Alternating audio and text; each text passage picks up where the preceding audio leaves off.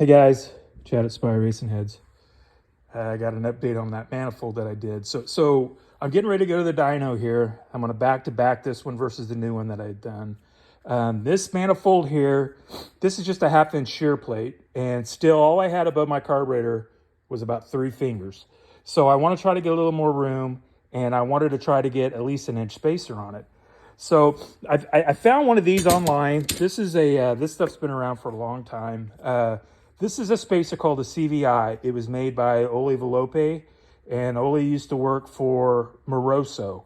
But you can see it's a real look how easy you can push that. I mean, in theory, it ought to be the ticket. I think the downfall on them was, you can see here, it got a little hot. I think that's part of it. You can see, it's pretty black in there. I don't know how well they hold up. I did find some of these here. This right here is a spacer that Comp used to sell that was actually designed in Australia. And you can see there's a patent number on it, but basically it's all laid in rubber.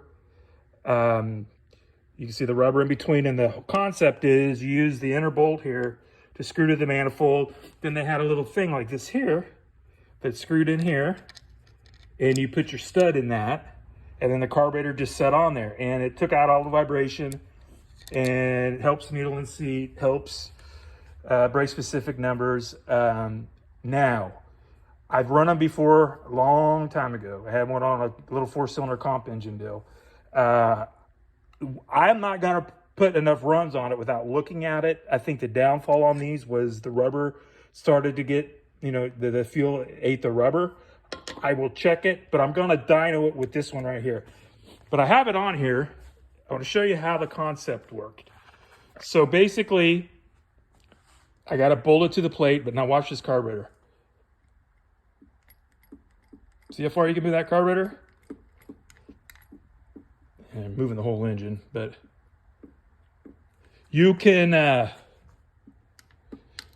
it takes out all the vibration. I mean, if I didn't have it on the engine stand, I don't know if I can do it here. Yeah, so you can see how it's moving the whole thing. So that's the idea of them. Is it's supposed to take out all the vibration. You're supposed to be able to go lower on the flow. It's supposed to be better on the needle and seat.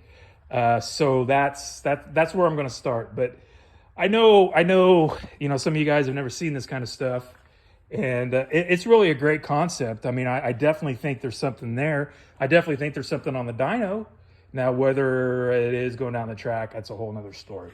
So, but anyway, like I said, there's a manifold I had on it.